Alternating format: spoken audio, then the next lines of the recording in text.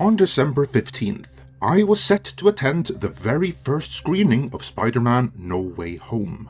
That is a movie we have been covering for quite some time, and I know many of you were waiting for my review.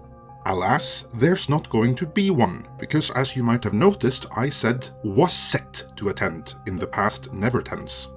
The reason for that is quite simply that I won't be able to see it since I'm in Norway, and literally on the eve of the movie's premiere, Sony Pictures International instructed local distributor SF Studios Norway to push the release back by a month, until January 14th.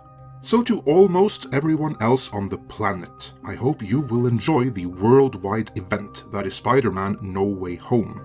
And you might want to consider watching a video by someone who has actually seen the movie instead of this one. For instance, check out our own Spider-Man No Way Home roundtable discussions, as Tom and the rest of the crew have seen it. It's just me that can't. But if you are in Norway, or one of the handful of other territories where the release was pulled, or you just want to hear a tale about how badly distribution can botch an event like this, keep watching this video till the end. In this editorial, I will go through the reasoning why they decided to ruin Spider-Man No Way Home for select international audiences, what they didn't consider, and the Norwegian response.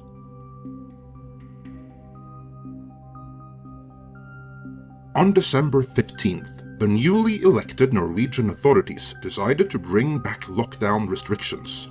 These affect public venues like theaters, or cinemas for those who prefer British English, but not to the point where they were shut down completely. They can still operate, but a maximum of 50 audiences are allowed to attend each screening, even on IMAX screens with room for hundreds of audiences. Coincidentally, December 15th was also the scheduled Norwegian premiere date for Spider-Man No Way Home. And knowing full well that this was set to be the single biggest movie of the year, the heads of multiple cinemas responded that they would compensate for the restricted number of audiences that could attend each screening by dumping less popular movies and increasing the number of Spider-Man screenings. Naturally, this is the biggest movie of the year for them too, so they don't want to miss out. Alas, they will, because someone only too happy to miss out was Sony's LA office.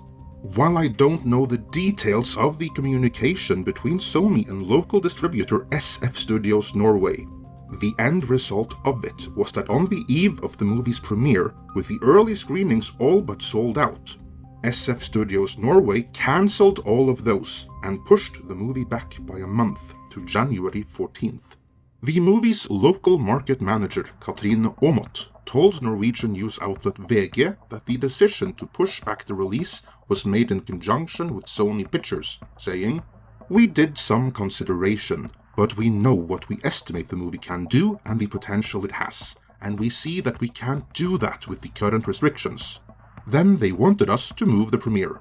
The SF Studios representative also emphasized that this didn't apply to just Norway, but that the movie would also be pushed back in multiple other European territories.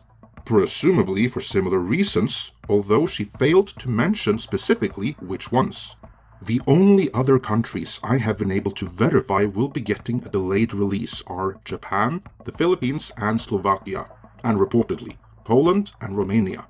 As of the making of this video, Norway is the very last country on the planet where a Spider-Man No Way Home release is scheduled.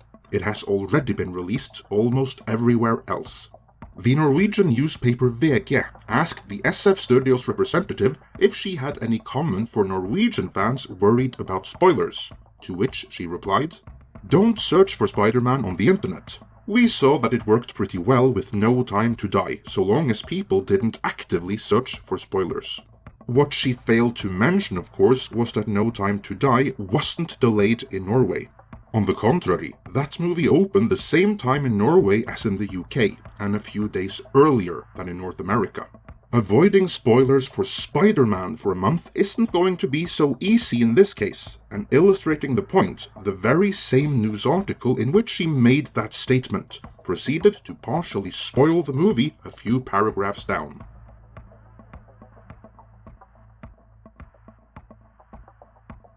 The SF Studios representative was quite clear that the movie was pushed back because they didn't think they were going to get the numbers they wanted with the current restrictions in how many can attend each screening.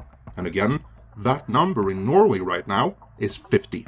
Why 50, you wonder, instead of just an empty seat between groups like the last time we went through this? No good reason, save we now have a new government that is eager to prove themselves against a backdrop of numerous scandals and bad polling numbers, I guess.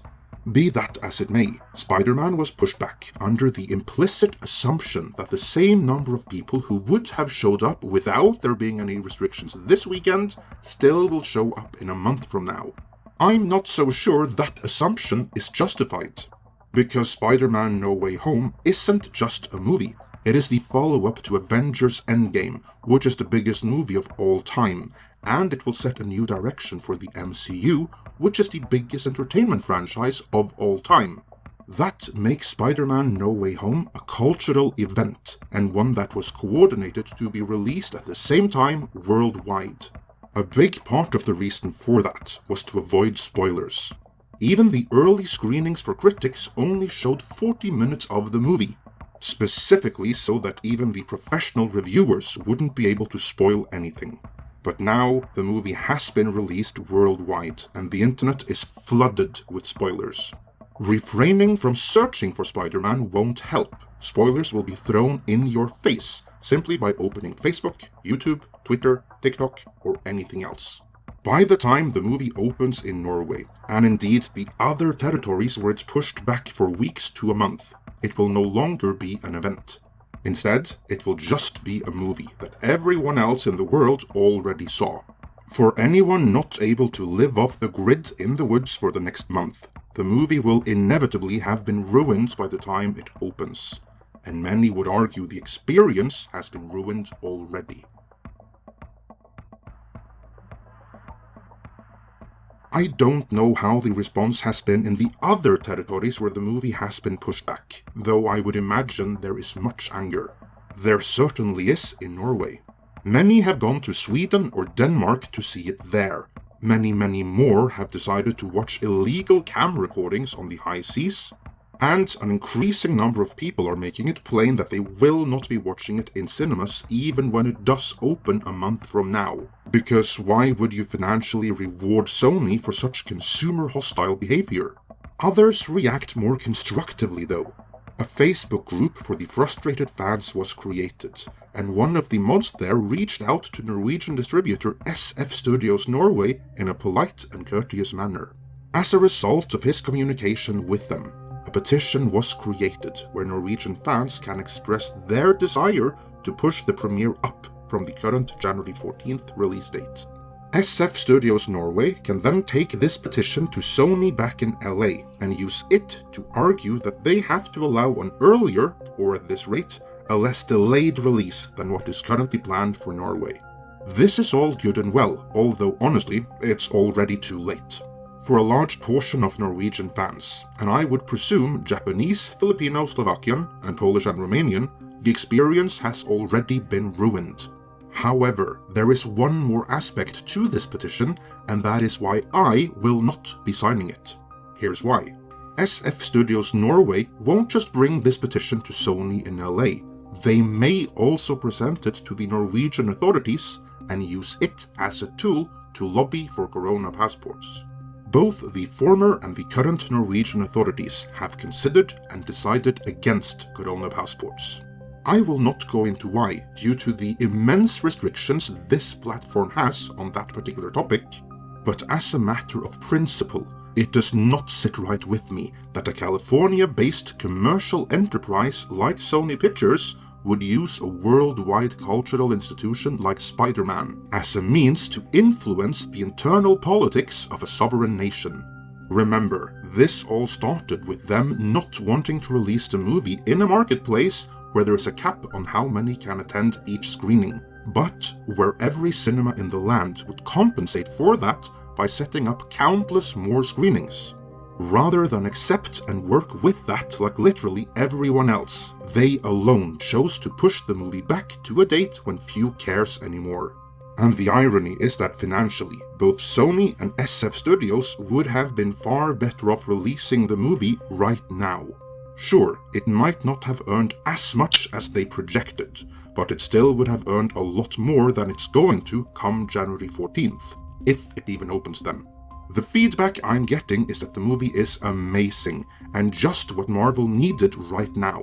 Good, I'm glad, because I love Marvel, and I'm happy for all my friends not in Norway who had a great experience. As for me, I have not seen the movie, and at this point, I don't feel I have to. The experience has been ruined already, and I've been spoiled to the point that I already know everything that happens. I'll see it when it's out on Blu-ray, and then I'll get a second-hand used copy, because Sony ain't getting a cent from me. Let me know your feelings on all of this in the comments.